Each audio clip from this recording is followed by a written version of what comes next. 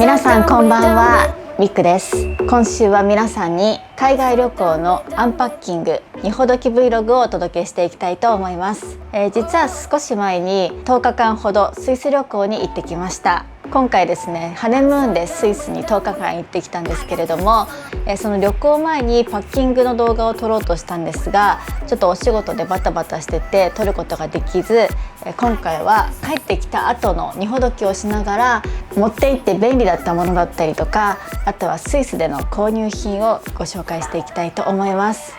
それではアンパッキング Vlog スタートです。今回スイスに持って行った荷物はこちらの大きなキャリーケースと、あとは機内持ち込みでバッグをですね2つ持っていきました。まずはキャリーバッグからご紹介していきたいと思います。このキャリーバッグはおなじみサムソナイトのアークスピナー69です。74リットルのものなんですけれども、長期の海外旅行はいつもこれを持って行っています。これはもう十数年使ってるので、買い替えたいなと思っているんですけれども、いつもこれを持って行っています。でこれ帰ってきてね、もう車輪だったりとか、あとはこの側面とか全部拭き上げました。では早速開けていきたいと思います。結構パンパンで、よいしょ、帰ってきました。今回私たちはスイス国内のチューリッヒ、サンモリッツ、ツェルマット、グリンデルバルトを転々と旅してまいりました。なので一つの場所に長く滞在するというよりかはどんどん移動していくような感じの旅だったので、あんまりねお洗濯キットとか持っていくことができなかったんですね。なのでこの下着や靴下、使用済みのタオルなどを入れたこちらの洗濯ネットはパンパンになって帰ってきたんですけれども、本当だったらねアタックのお洗濯キットみたいなのを持ってって下着洗濯できればいいなと思ったんですが、1泊とかだと翌日までに乾くのかが不安で、もう全部日数分持っていきました。これはこのままね洗濯機に入れて洗濯できるので、こういうお洗濯ネットに入れて下着とか持って帰るのはとても便利です。あとこれは少し余分に持って行って使用しなかった靴下だったりとかタオルが入ってます。これはこのままね元の位置に戻そうと思うんですけれども、そしてあとはガイドブック、これ結構スイス旅行でかなり役立ちました。特にこのルルブのスイス2024年版なんですけど、スイスがやっぱあまりにも景色が素晴らしすぎるからハイキングをしたくなっちゃうんですよね。ハイキングしたいなって思う時にどこ行ったらいいだろうっていうのをすぐ調べられるこのハイキングガイドマップっていうのがルルブのこの手前のページに載ってるので、これを見て初級者用のハイキングどこ行こうかなって考えることができたので、このねガイドブック持って行ってよかったなってすごく思います。あともうこっちのスペースは全部お洋服入れてるんですけれども、どんなもの持って行ったか皆さんにご紹介していきたいと思います。まずお洋服は4つぐらいのケースに分けて入れてます。1つ目、2つ目、こちらの大きな衣装ケースはトゥ&フローのものです。あとはこの風呂敷に入れているものと、あとこちらはサムソナイトのミンターのスーツケースについているパッキングポーチ、この4つのケースにお洋服をまとめました。この風呂敷の中にはT シャツとかカーディガンとか薄手のお洋服をいくつか入れてて、そしてこちらのピンクのケースの中にはデニムやジャケットを入れてます。こっちのパッキングポーチの方にはちょっとおしゃれ着を入れてて、これにはトレッキング用の洋服を入れました。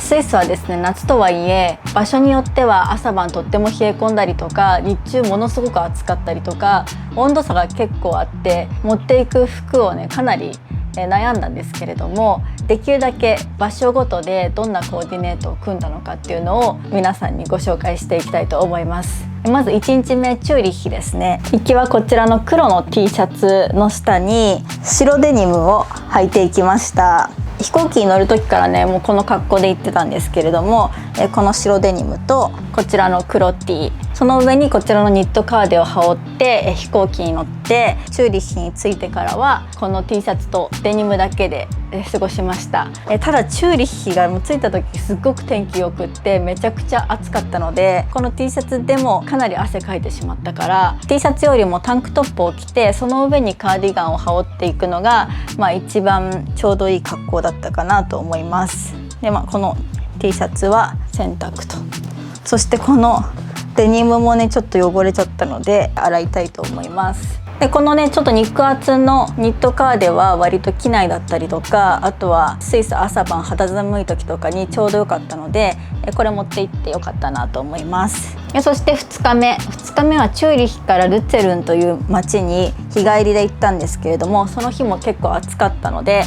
こちらの少し肉厚のタンクトップ持っていきました。でこの下にセオリーのねこのデニムを履いて、そして肌寒かった時用に狐の薄手のカーディガンを持っていきました。これでねちょうど良かったですね。スイスはタンクトップとかだと寒いかなって思ってたんですけど、意外と日中はねタンクトップ1枚でも暑いぐらい結構気温が上がるので、このね肉厚のタンクトップがねかなり活躍しました。もっと持っていけばよかったかなと思ってます。これも洗濯と。そしてその後、サンモリッツというね場所に移動したんですけれども、サンモリッツで、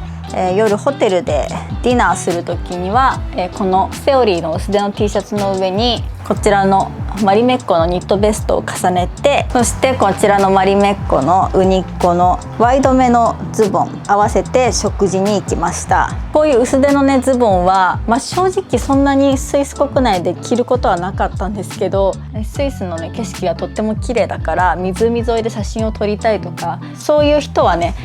こういうちょっと柄物のおしゃれ着みたいなものは1枚あると写真撮った時にとっても綺麗で、そうじゃないと結構スイスはハイキングとかしたくなっちゃうから、常にこう登山着みたいな感じの服ばっかり結局着ちゃうことになっちゃうんですよ。そうすると写真がずっと同じ格好になっちゃうから、やっぱりこういうねちょっと可愛いお洋服っていうのは1枚持っておくと写真に残した時にちょっとこうバリエーションが増えるので、着る頻度は少ないかもしれないんですけれども、こういう柄物のズボンだったりとか、もしくはワンピースとか、そういうの1枚持っておくといいかなと思います。そしてサンモリッツからセルマットに移動する時には氷河特急というスイスの4大特急の中の一つの特急に乗って、その特急の中でもエクセレンスクラスという最上位クラスに乗って移動したんですけれども、そこの車内がとっても素敵な感じだし、コース料理をいただけるのでちょっとおしゃれしたいなと思って、移動の時にこちらのワンピースをね着ていきました。こちらの黒のワンピースですね。これ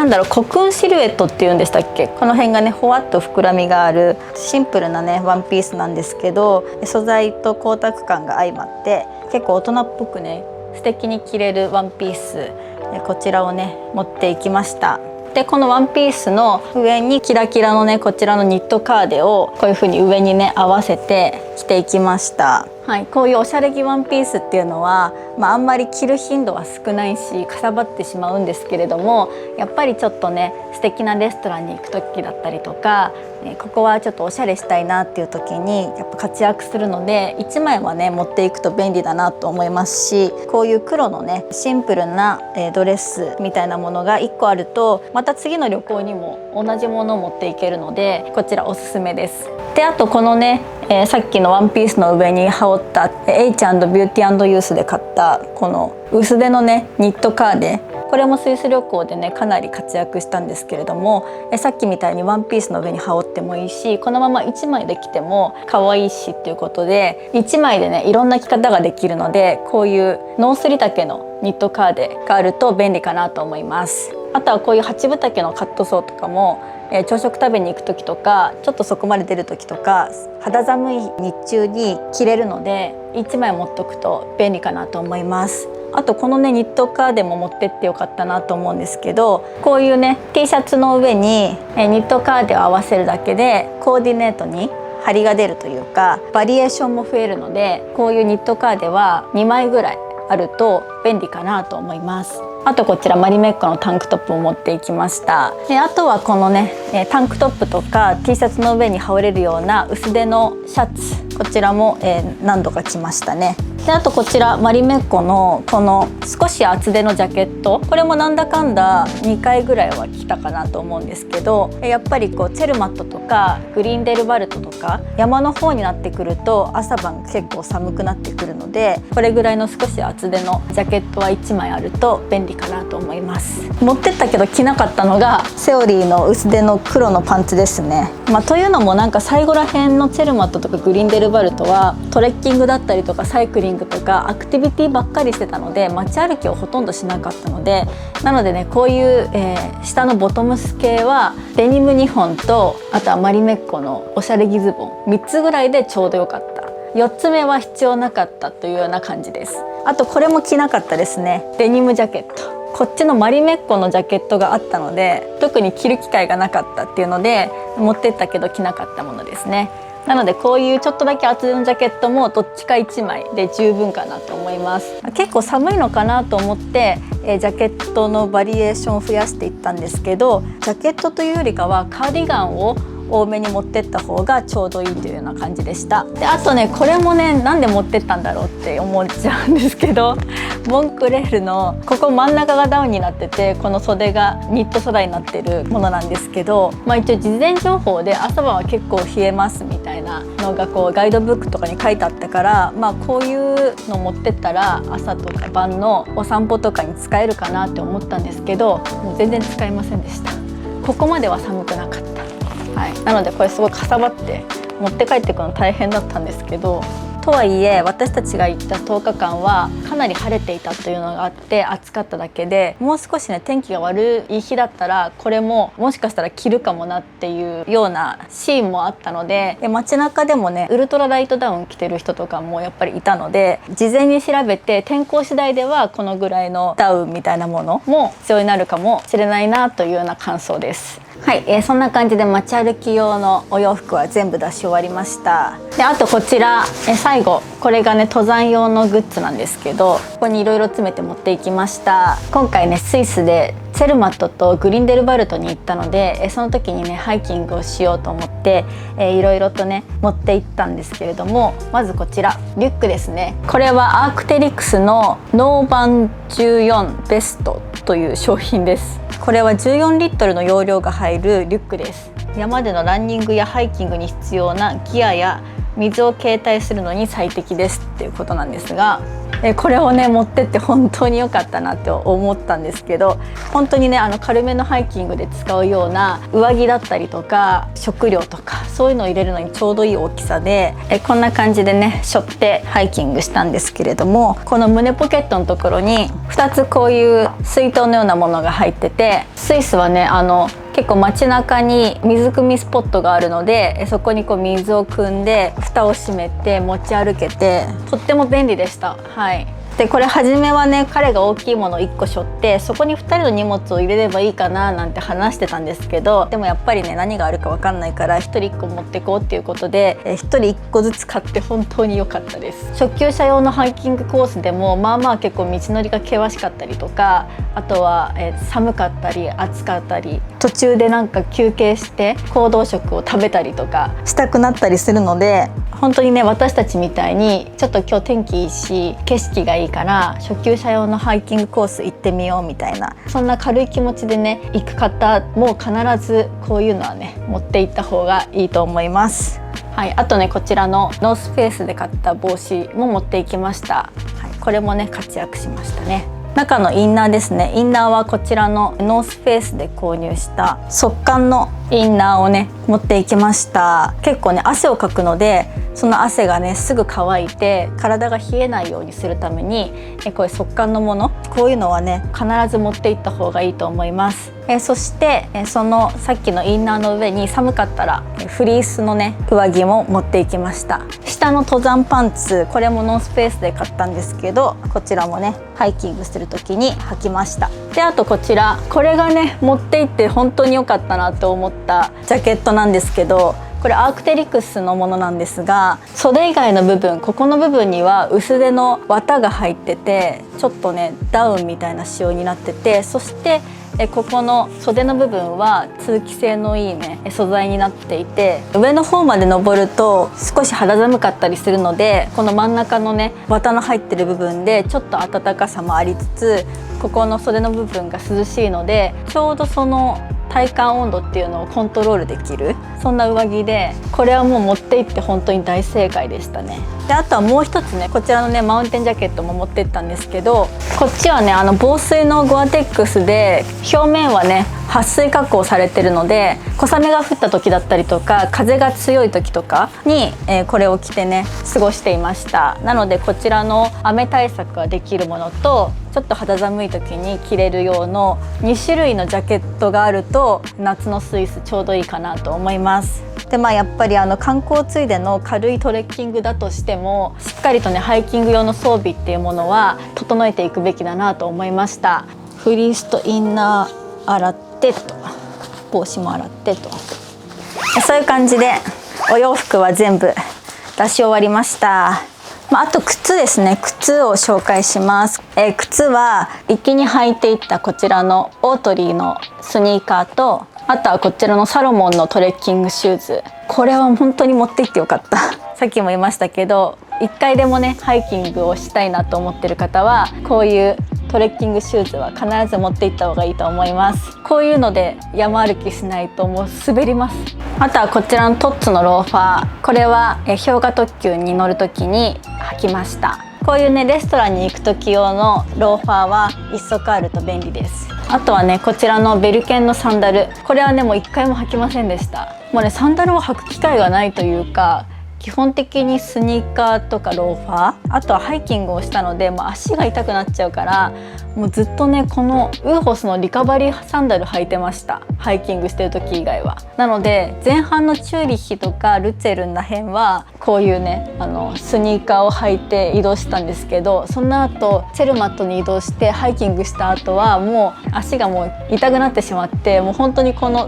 ウーホスのリカバリーサンダルにかなり助けられました。今後の海外旅行でも足が疲れた時に履けるように、このウーホスのサンダルはもう常に持っていこうかなっていうぐらい、もうこれに本当に助けられました。そういう感じで靴は5足ですね。このビルケンのサンダルは使わなかったので、スニーカー、トレッキングシューズ、トッツのローファー、ウーホス、この4つでちょうどいいかなと思います。あとは帽子ですね。夏のヨーロッパ日差しが強いので、こういうねキャップ、紫とピンクカラーものをね持ってって、コーディネートのアクセントとして服に合わせてかぶってました。バッグはこのマリメッコの肩掛けのバッグ1つと、こういう薄手のねトートバッグ、あとはこのねキンクヌンクのレザーバッグ、この3つをトレッキング以外の街歩き用に使っていました。あとお洋服以外で持ってったのは、こちらのパジャマですね。これオーストラリアで購入したブランドのものなんですけれども、長袖長ズボンタイプのパジャマです。あとはコテでしょう。そして折りたたみ傘、コンタクトレンズ、あとはこちら、今回から新たに導入したものなんですが、折りたたみ式の湯沸かしポットですね。今回ねスイス10日間なので、ずっとねパン食だとどうしてもね日本食が食べたくなってしまうので、赤いきつねのうどんを2つ持っていくことにして、でこういう風に組み立て式の湯沸かし器を持っていきました。ホテルによってはあるとこもあるんですけど、結構ヨーロッパのホテル湯沸かし器ないところの方が多くて、今回スイスで泊まったホテルも半分ぐらいは湯沸かし器なかったかなと思うので、もし長期旅行でカップ麺とかね持っていかれる方とか、即席のお味噌汁とかね飲みたいなっていう方は、こういうコンパクトにまとまる湯沸かしポット、こういうの Amazon でね調べると出てきますので、1個持っておくと便利かなと思います。あとはこちら、これもね結構今回の旅で持ってってよかったなと思うものなんですけど、この中にはハイキング用の行動食っていうのをいろいろ入れてます。エナジーバーだったりとか、エナジージェルっていうゼリー飲料、あとはこちらお水に溶かして作れる経口補水液、こういう感じで山登りの時に休憩した時に食べれるような補給食みたいなものを買ってったんですけど、これは本当に用意しといてよかったなって思います。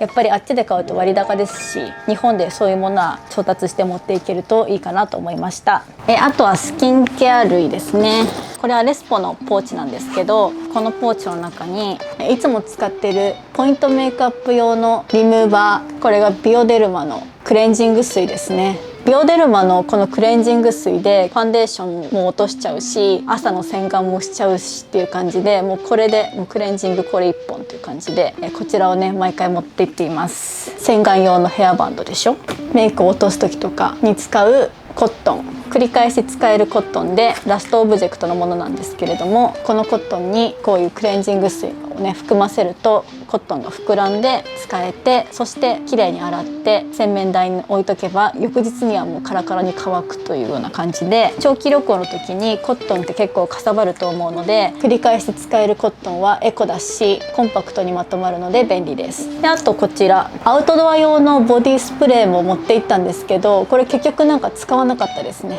まあでも結構ね、スイスハイキング中に蚊とか、あとはハチとかハエに遭遇することが多かったので、これをねスプレーした方が良かったかもしれないんですけど、もう持ってってることすら忘れちゃってたので使えませんでした。でもこういうのいっぱいあるとやっぱり山歩きの時はいいかもしれません。あとスキンケアはこちらのアンティポディーズのセラム、別名72時間セラムというそうなんですけど、とにかくね72時間ぐらい保湿が持続しますよみたいな、そのぐらい保湿力がありますよっていう、そういうセラムなんですけど、洗顔後にこちらを使った後に同じシリーズのクリームを塗りました。こちらウォータージェルですね。これがかなり小さなジェルクリームなので、こちらはね機内持ち込み用のポーチに入れて機内でも使ってたし、毎朝毎晩の保湿クリームとしても使ってました。でこのポーチはねそれぐらいしか入れてなくて、もう一つこちらのメルシーのポーチにはパックを入れて持っていきました。さっきのセラムとクリームだけではちょっとスキンケア物足りないなっていう時に、このファミュのねフローマスク、これをね使っていました。これが6枚セットでサマーコンプリートセットって書いてあるんですけど、夏の肌悩みに特化したような肌の引き締めとか保水保湿、あとはハリとエイジングケアみたいな感じで一枚一枚ね種類が違うマスクなんですよ。なのでその日の肌の調子に合わせて使ったりしていましたね。あとはこちらヘアケアグッズでジョバンニのシャンプー&コンディショナーを持っていきました。ホテルにねシャンプーとかがないところは今回なかったんですけれども、やっぱりね1個こういうの持っておくと安心だし、このジョバンニのねモイスト系のこの緑のシャンプーはパサパサの髪もねしっとり潤ってくれるので、私はいつもね海外旅行に持って行ってます。これ1個あればちょうど1週間で使い切るぐらいのちょうどいい量になってます。であともう一つ、これもジョバンニのヘアセラムとヘアオイルがセットになったものです。2本持ってって私はヘアセラムしか結局使わなかったんですが、このヘアセラムを髪を乾かす時とか、あとは朝髪をセットした時に使ったら結構髪がしっとりしてとっても良かったです。このヘアオイルもねスタイリングによっては使うかなと思うんですけど、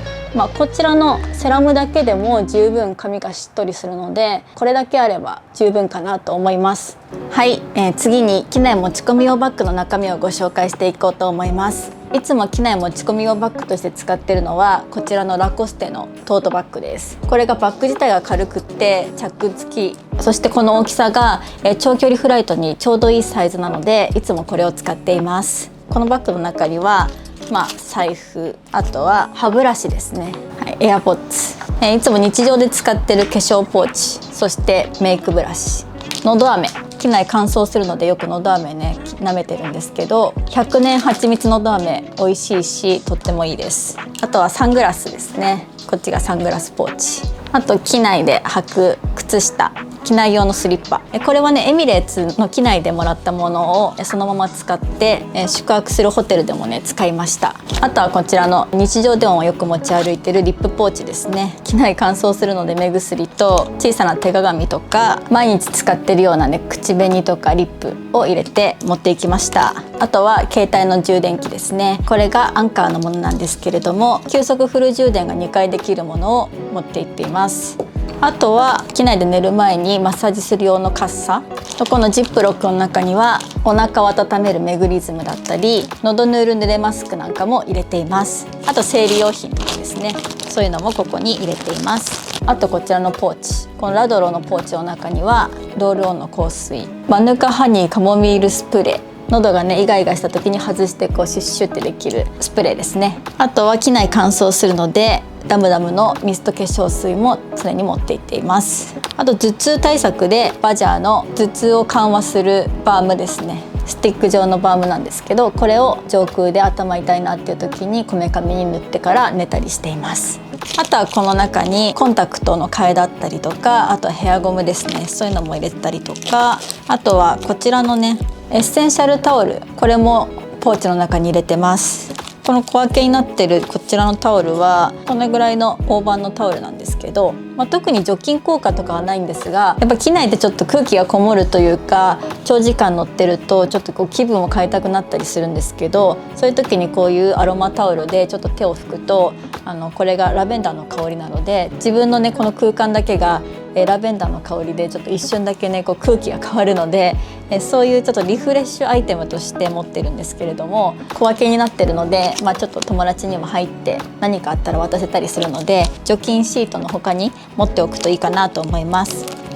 あとこれもね持って行ったんですけど、こちらラストオブジェクトの商品で綿棒ですね。この綿棒の先がシリコンになってて、洗って繰り返し使える綿棒です。綿棒って意外と使うシーン多くって、なんかちょっと化粧直しだったりとか、やっぱりこう1本持っておきたいんですけど、毎回ねここに使った後に補充し忘れちゃって、次の旅で使いたい時に綿棒入れてくるの忘れちゃったみたいなことが起きるんですよ。でそれで旅先でなんか大量の綿棒を買うのもちょっと荷物になるからっていうことで、今回からね常に入れとけるようにこのラストオブジェクトのケース入りの1本の綿棒をね持っていくことにしました。かさばらないのでこのポーチに入れて持っています。あとはこちら、これはねパサンドバイヌキテパのジュエリーケースなんですけど、こちらも持っていきました。私指に4つリングつけてるし、あとはブレスレットとかネックレスとか、そういうのを外したい時にひとまとめに入れれるケース、そして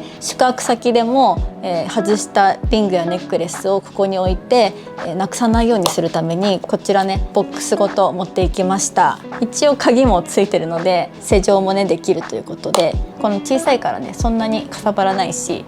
今回持ってってよかったものです。あとこちら、これもね旅で毎回大活躍するんですけど、ストリングティングのスマホストラップですね。この先にねスマホをつけて肩掛けできるものなんですけれども、旅先でスマホをね肩掛けしておくと手も空くし、あとはなくさないし、盗難防止にもなるしということで、常にこのストラップを使って肩掛けして旅をしていました。でスマホストラップっていろんなのがあると思うんですけど、私はこのねストリングティングのストラップが自分の服装の系統に合うので、これをね好んで使っています。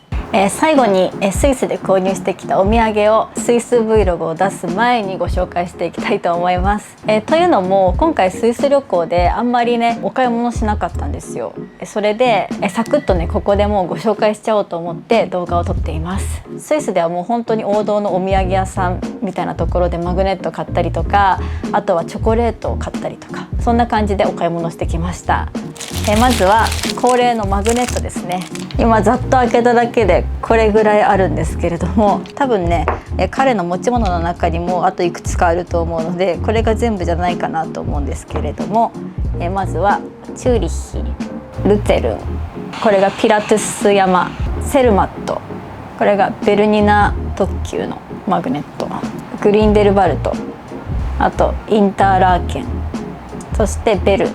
ですね。だいたい1個がね 8.5 フランとかするので、円換算したらまあまあなね値段になるんですけれども、これは思い出ですね。あとはこちら小さなマグネットも購入しました。これはセルマットで購入したんですけども、スイスらしいお家とか、あとカウベル、マッターホルンと牛さんと犬かな、かわいいミニチュアのマグネット、これはうちのアトリエの冷蔵庫に貼るようです。あとこれもあったわ。こちら氷河特急のものも買いました。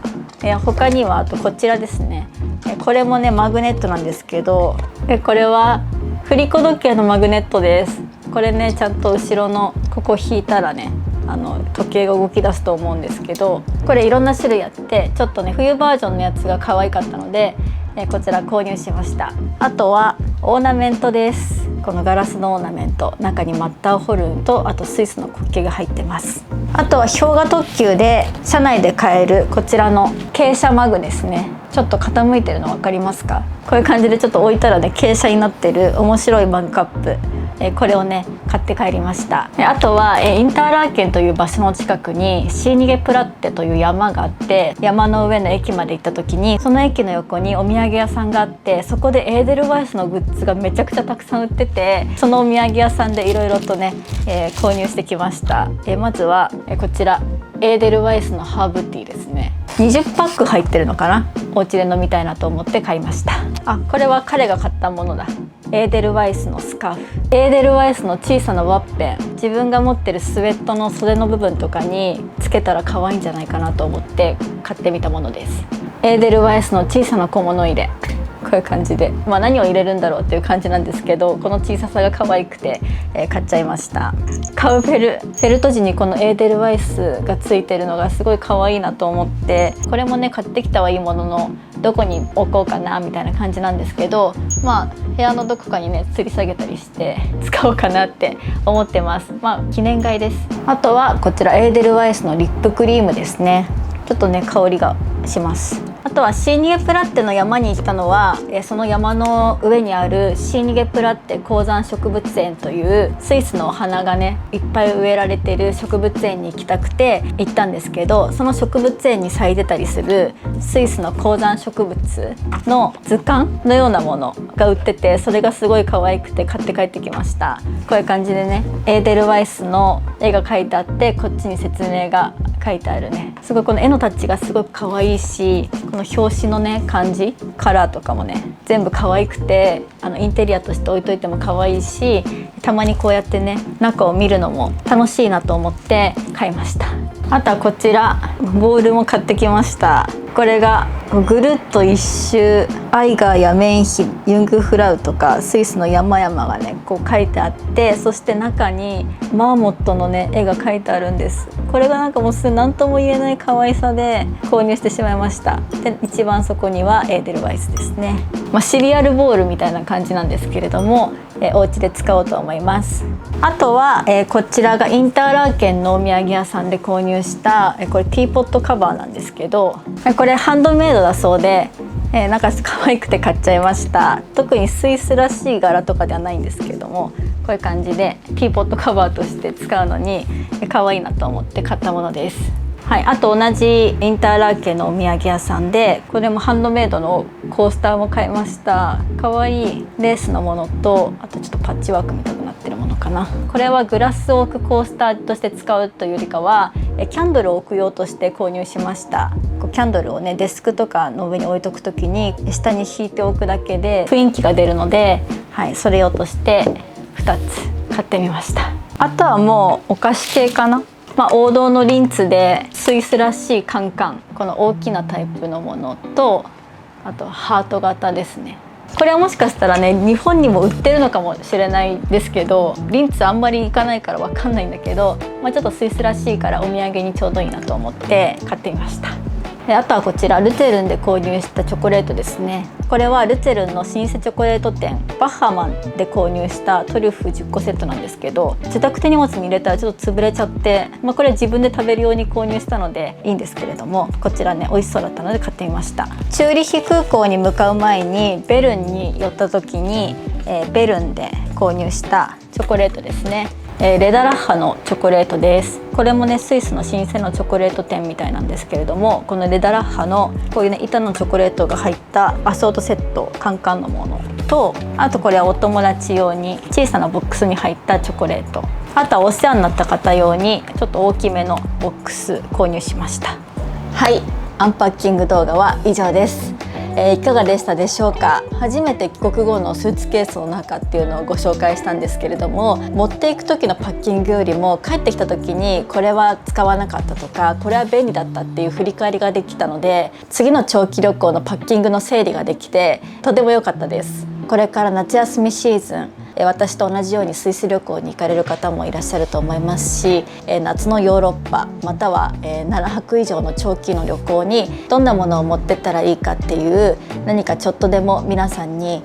参考になるものがあれば嬉しいなと思っています。今回のねハネムーンで行ったスイス旅行の Vlog は、